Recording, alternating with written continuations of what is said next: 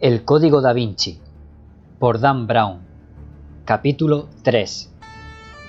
El aire frío de abril se colaba por la ventanilla abierta del Citroën ZX, que avanzaba a toda velocidad en dirección sur, más allá de la ópera, a la altura de la Place Vendôme. En el asiento del copiloto, Robert Langdon veía que la ciudad se desplegaba ante sus ojos mientras él intentaba aclararse las ideas. La ducha rápida y el afeitado le habían dejado más o menos presentable, pero no habían logrado apenas reducir su angustia. La terrorífica imagen del cuerpo del conservador permanecía intacta en su mente. Jacques Saunier está muerto. Langdon no podía evitar la profunda sensación de pérdida que le producía aquella muerte. A pesar de su fama de huraño, era casi inevitable respetar su innegable entrega a las artes. Sus libros sobre las claves secretas ocultas en las pinturas de Poussin y Teniers se encontraba entre las obras de referencia preferidas para sus cursos. El encuentro que habían acordado para aquella noche le hacía especial ilusión, y cuando constató que el conservador no se presentaba se había sentido decepcionado. De nuevo, la imagen del cuerpo de Saunier le cruzó la mente. ¿Aquello se lo había hecho él mismo? Langdon se volvió y miró por la ventanilla, intentando librarse de esa visión. Fuera, la ciudad se iba replegando lentamente. Vendedores callejeros que arrastraban carritos con almendras garrapiñadas, camareros que metían bolsas de basuras en los contenedores, un par de amantes noctámbulos abrazados para protegerse de la brisa impregnada de jazmín. El Citroën esquivaba el caos con autoridad, y el ulular disonante de su sirena partía el tráfico como un cuchillo. «El capitán se ha alegrado al enterarse de que se vio usted en París», dijo el agente. Era lo primero que decía desde que habían salido del hotel. «Una afortunada casualidad». Langdon no se sentía precisamente afortunado, y la casualidad no era algo que le inspirara demasiada confianza. Siendo como era alguien que había dedicado su vida al estudio de la interconexión oculta de emblemas e ideologías dispares, Langdon veía el mundo como una red de historias y hechos profundamente entrelazados. Es posible que las conexiones sean invisibles, decía a menudo en sus clases de simbología de Harvard, pero siempre están ahí, enterradas justo debajo de la superficie. Supongo, respondió Langdon, que la Universidad Americana de París le han dicho dónde me alojaba. El conductor negó con la cabeza. La Interpol. La Interpol, claro, pensó. Se le había olvidado que la petición del pasaporte que hacían en los hoteles europeos en el momento de registrarse era algo más que una pura formalidad. Estaban obligados a ello por ley. En una noche cualquiera, en cualquier punto de Europa, cualquier agente de la Interpol podía saber dónde dormía cualquier visitante. Localizar a Langdon en el Ritz no les habría llevado, probablemente, más de 5 segundos. Mientras el Citroën seguía avanzando en dirección sur, apareció a mano derecha el perfil iluminado de la Torre Eiffel, apuntando hacia el cielo.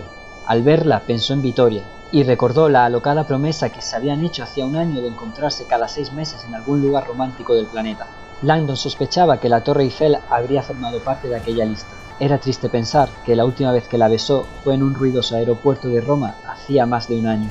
¿La ha trepado?, le preguntó el agente, mirando en la misma dirección. Langdon alzó la vista, seguro de haberle entendido mal. ¿Cómo dice? Es bonita, ¿verdad?, insistió el teniente señalando la torre. ¿La ha trepado? Langdon cerró los ojos. No, aún no he subido. ¿Es el símbolo de Francia? A mí me parece perfecta.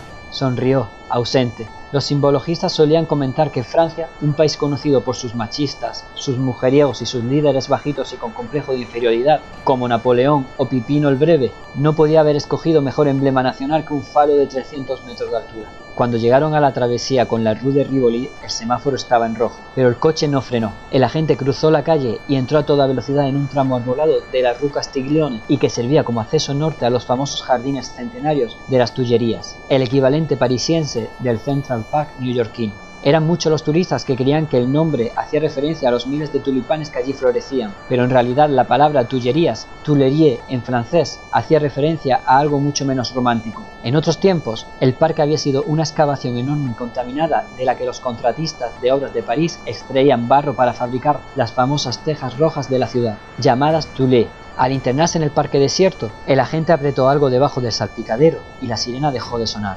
Langdon suspiró, agradeciendo la calma repentina. Fuera, el resplandor pálido de los faros halógenos del coche barría el sendero de gravilla y el chirrido de las ruedas entonaba un salmo hipnótico. Langdon siempre había considerado las Tullerías como tierra sagrada. Eran los jardines en los que Claude Monet había experimentado con forma y color, alumbrando literalmente el nacimiento del impresionismo. Sin embargo, aquella noche el lugar parecía extrañamente cargado de malos presagios. Ahora el Citroën giró a la izquierda, enfilando hacia el oeste por el boulevard central del parque. Tras rodear un estanque circular, el conductor tomó una avenida desolada y fue a dar a un espacio cuadrado que había más allá. Langdon vio la salida del parque enmarcada por un enorme arco de piedra, el Arc du Carrousel. A pesar de los rituales orgiásticos celebrados antaño en ese lugar, los amantes del arte lo amaban por otro motivo totalmente distinto. Desde esa explanada, en el extremo de los jardines de las Tullerías, se veían 4 de los mejores museos del mundo, uno en cada punto cardinal. Por la ventanilla de la derecha, en dirección sur, al otro lado del Sena y del Quai Voltaire, Langdon veía la espectacular fachada iluminada de la antigua estación de tren, que ahora llevaba el nombre de Musée d'Orsay. A la izquierda se distinguía la parte más alta del ultramoderno Centro Pompidou, que albergaba el Museo de Arte Moderno. Detrás de él, hacia el oeste, sabía que el antiguo obelisco de Ramsès se elevaba por encima de los árboles y señalaba el punto donde se encontraba el Musée du Jeu de Paume. Pero era enfrente, hacia el este, pasado el arco, donde ahora Langdon veía el monolítico palacio renacentista que había acabado convertido en el centro de arte más famoso del mundo, el Museo del Louvre. Langdon notó una emoción que le era familiar cuando intentaba abarcar de una sola mirada todo el edificio. Al fondo de una plaza enorme, la imponente fachada del Louvre se elevaba como una ciudadela contra el cielo de París. Construido en forma de herradura, aquel edificio era el más largo de Europa, y de punta a punta medía 3 veces más que la Torre Eiffel. Ni siquiera los más de 3.000 metros cuadrados de plaza que se extendían entre las 2 alas del museo eclipsaban la majestuosidad y la amplitud de la fachada. En una ocasión había recorrido el perímetro entero del edificio, en un sorprendente trayecto de casi 5 kilómetros de extensión. A pesar de que se estimaba que un visitante tendría que dedicar 5 semanas para ver las 65.300 piezas expuestas en aquel museo, la mayoría de turistas optaban por un itinerario reducido al que Langdon llamaba el Louvre Light,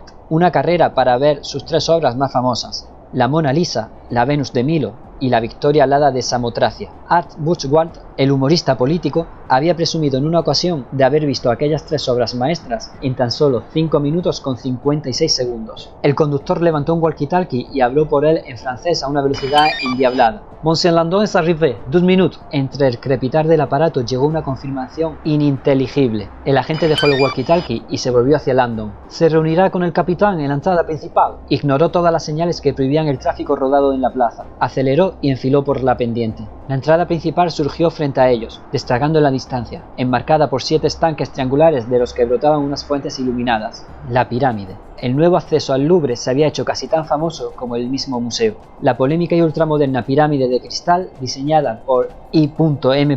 Pei, el arquitecto americano de origen chino, seguía siendo blando de burlas de los más puristas, que creían que destrozaba la sobriedad del patio renacentista. Goethe había definido la arquitectura como una forma de música congelada, y para sus críticos, la pirámide de Pei era como una uña arañando una pizarra. Sin embargo, también había admiradores que elogiaban aquella pirámide de cristal de más de 20 metros de altura y veían en ella la deslumbrante fusión de las estructuras antiguas con los nuevos métodos, un vínculo simbólico entre lo nuevo y lo viejo, y que acompañaba al Louvre en su viaje hacia el nuevo milenio. ¿Le gusta la nueva pirámide?, preguntó el teniente. Langdon frunció el ceño. Al parecer, a los franceses les encantaba preguntar sobre ese particular a los americanos. Se trataba de una pregunta envenenada, claro, porque admitir que te gustaba te convertía en un americano de mal gusto, y decir lo contrario era un insulto a los franceses. Mitterrand fue un hombre osado, replicó Langdon, saliéndose por la tangente. Se decía que el anterior presidente de Francia, que había encargado la construcción de la pirámide, tenía complejo de faraón, responsable máximo de haber llenado la ciudad de obeliscos, obras de arte y objetos procedentes del país del Nilo.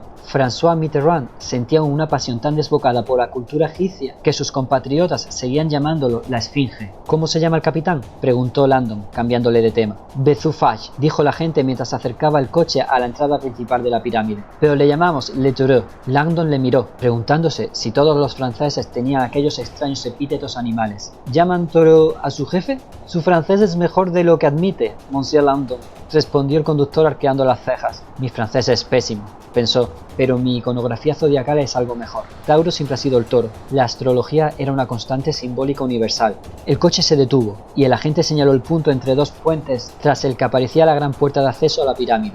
Ahí está la entrada. Buena suerte. ¿Usted no viene?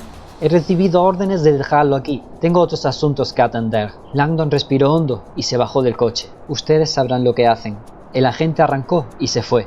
Langdon se quedó quieto un momento, mientras veía alejarse las luces traseras del coche, y pensó que le sería fácil cambiar de opinión, irse de allí, coger un taxi y volverse a la cama. Pero algo le decía que seguramente no era muy buena idea. Al internarse en la neblina creada por el vapor de las fuentes, tuvo la desagradable sensación de estar traspasando un umbral que abría las puertas de otro mundo. Había algo onírico en la noche que lo atrapaba. Hacía 20 minutos dormía plácidamente en su hotel y ahora estaba delante de una pirámide transparente construida por la Esfinge, esperando a un policía al que llamaban el Toro. Es como estar metido dentro de un cuadro de Salvador Dalí, pensó. Se acercó a la entrada principal, una enorme puerta giratoria. El vestíbulo que se intuía del otro lado estaba desierto y tenuemente iluminado. ¿Tengo que llamar?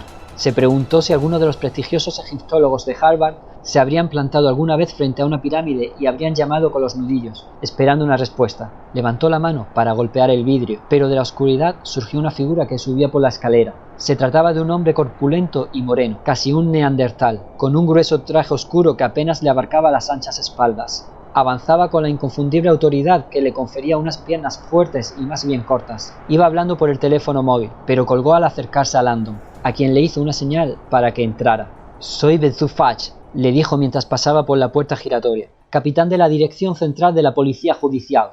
La voz encajaba perfectamente con su físico, un deje gutural de tormenta lejana. Langdon le extendió la mano para presentarse. «Robert Langdon». La palma enorme del capitán envolvió la suya con gran fuerza. «Ya he visto la foto», comentó Langdon. «Su agente me ha dicho que fue el propio Jack Saunier quien...» «Señor Langdon». Los ojos de Fache se clavaron en los suyos. «Lo que ha visto en la foto es solo una mínima parte de lo que Saunier ha hecho».